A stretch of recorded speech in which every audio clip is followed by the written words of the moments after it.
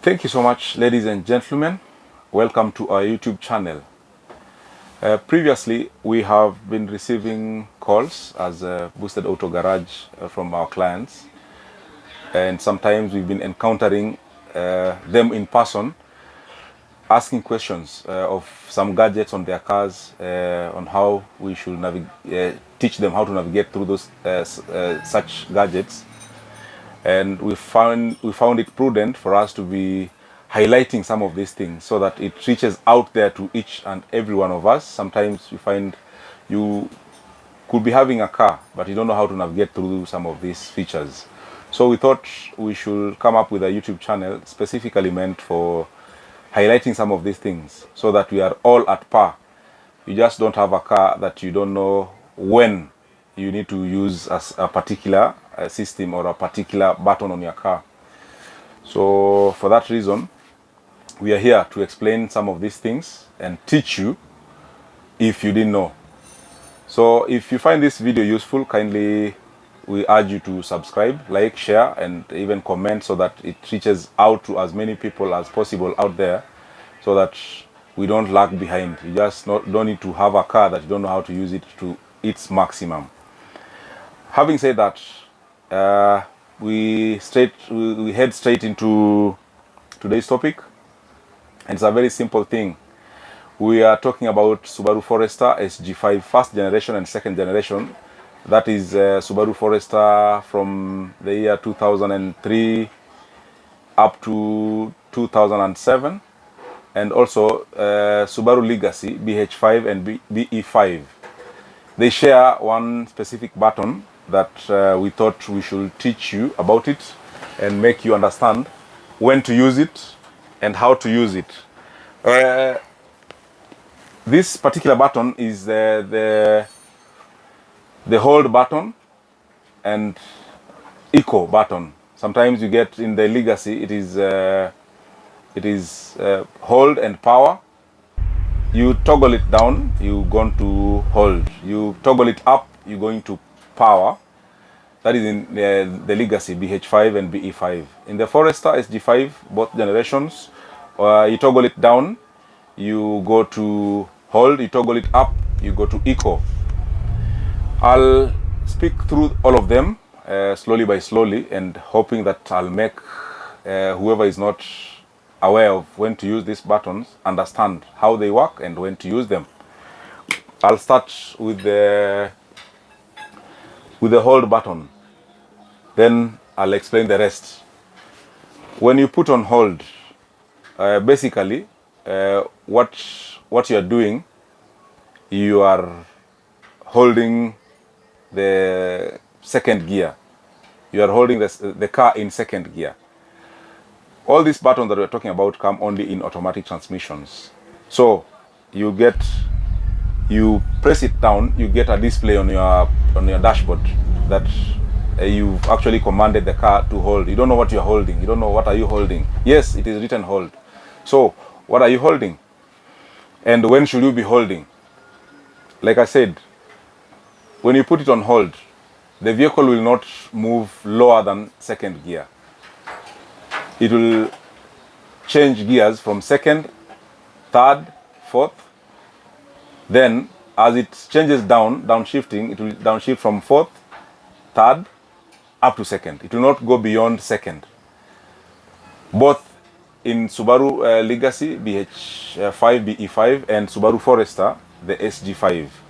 It is universal. The moment you press the hold, you have just told the car not to shift below second gear.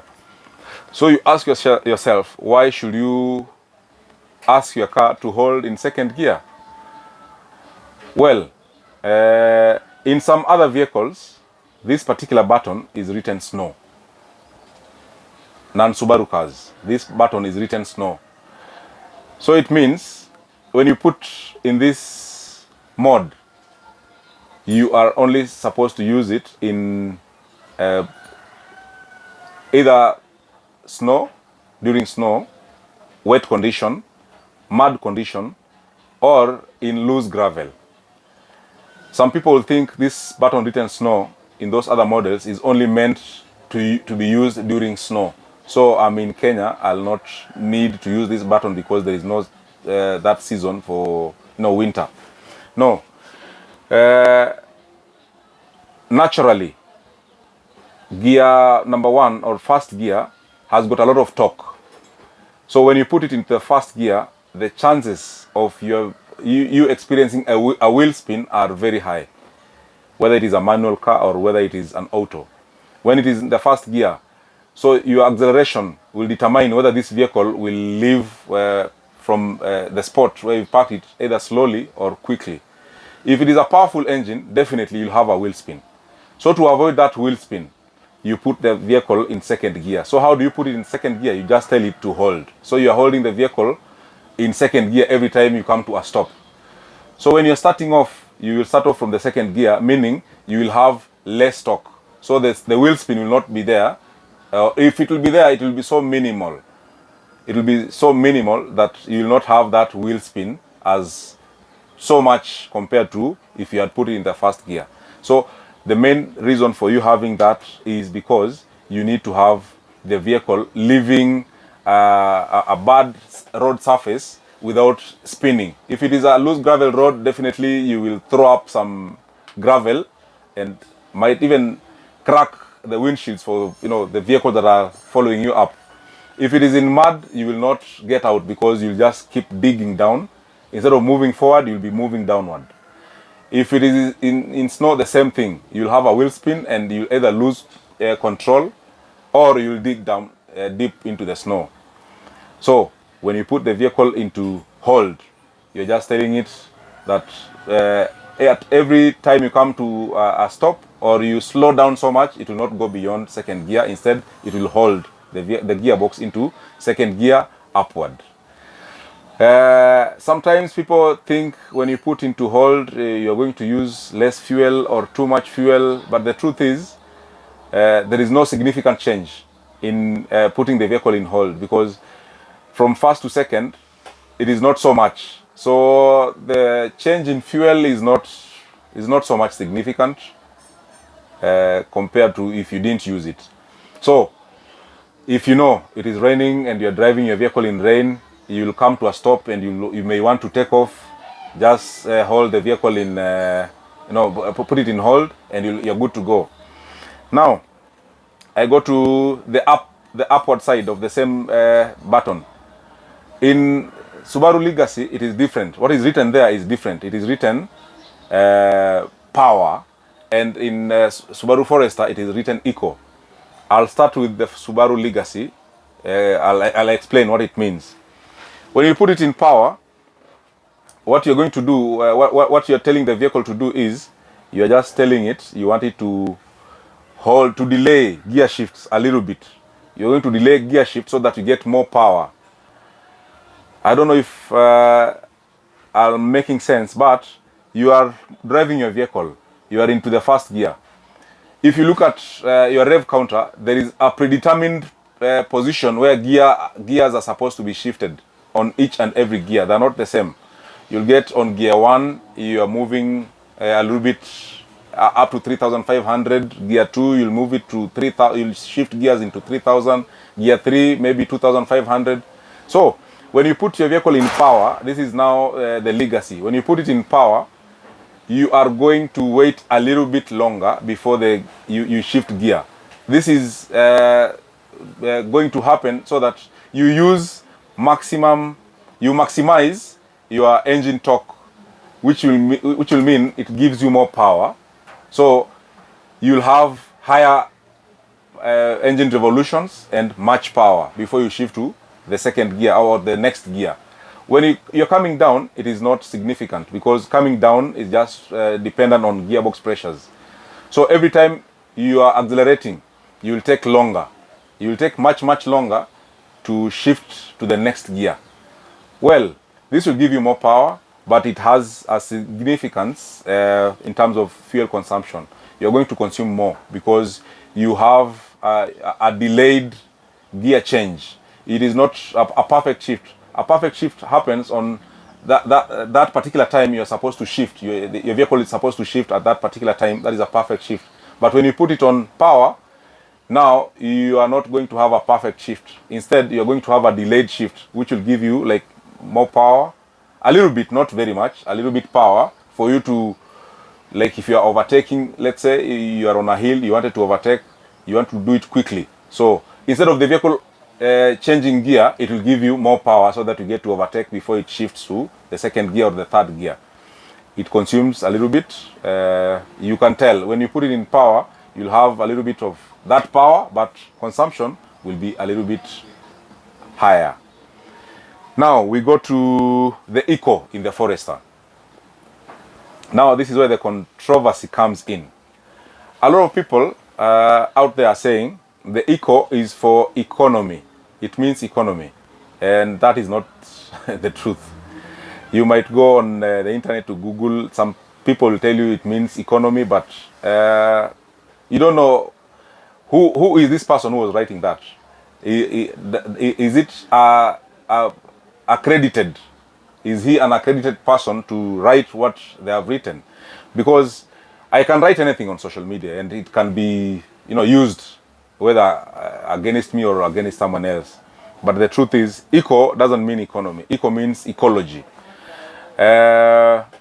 Ecology is environmental friendly, the eco-friendly thing. So the eco in this particular car that we're talking about is there for us to understand when the vehicle is burning what we call complete combustion or stoichiometric mixture in an engine or in an internal combustion engine. So that button is there to tell you when you're burning perfect. And how do we burn perfect? When you're not burning too much fuel or too less air. So when you engage that button, every single time you're burning well, it will display on the dashboard. If you accelerate too much, that light will disappear. Just to let you know that you are not within the stoichiometric that we have talked about. You are not now being environmental friendly. When you're burning too much, the emission in the car is not friendly to the ozone. And that is why you'll have that eco button to tell you you are now burning okay. Your combustion is almost 100% or complete combustion. You are not emitting harmful gases into the atmosphere. So at the exhaust, we are not having harmful gases. That button will tell you you are at 100% or almost 100% combustion. However, I'll put on that button, it will display there. But if I accelerate too much, then it is just useless. It's like I didn't put on that button. That button is not there to tell you how much you burn. It is your accelerator pedal that will tell you how much you burn. So the moment you put that button, it does not limit your car in doing anything. It doesn't limit. It doesn't limit the power. It doesn't limit anything.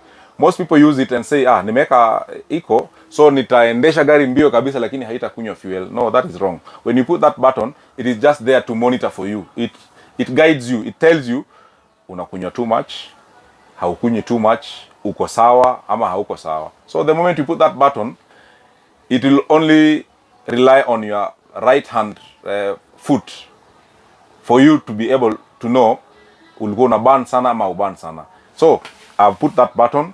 I want to accelerate. Nita accelerate nikiangalia that button. The moment it disappears, it is telling me I have gone beyond limit. So I'm consuming more. I'm not eco-friendly anymore. I'm not being eco-friendly anymore because I'm consuming more. Nitaiachilia. Practically, it is supposed to be when you are in traffic, that light is supposed to be to disappear, because when you're stationary, you're also burning too much. You're being harmful to the ozone layer. But in these particular cars, it will not go off because you activated it. It assumes, I don't know, but technically it is not supposed to be there. Now in these models, it only goes off when you are accelerating too much to tell you now you've surpassed what you're supposed to be doing for you to be eco-friendly. These buttons, some of them, like I've said, they will only depend on the driver. And in some other cars, like other models, the button will be there. Sometimes it disappears accurately. Sometimes it doesn't disappear, but it is just there to the eco button is just there to tell you you are burning too much or you're burning less. It is only found in these models, older models, because in the later models, there are other new developments, new technology to ensure that you don't need this button. I think we'll cover that in our subsequent videos. But if you find your car doesn't have this and it is a newer car, a newer generation car, then know that that one has already been catered for, and there is other ways of ensuring that when you are in snow, there is no wheel spin, or if there is wheel spin, there is, I think, a compensation for that. So you'll not need this button. And also for the eco, you might not need it because the vehicle will know when to burn less, when to burn more. You actually don't need to know when you're burning all this, because the vehicle is doing that by itself. So that sums up our today's small pro bono on eco and power and the hold button. Keep it locked for other videos to come. I hope this has been so useful to you, and I hope you've enjoyed this. Like we said in the beginning, if you like it, if you like what we talked about, kindly subscribe to our YouTube channel, like, comment, share, so that we get to as many people as possible. Until next time, cheers and see you. Thank you so much.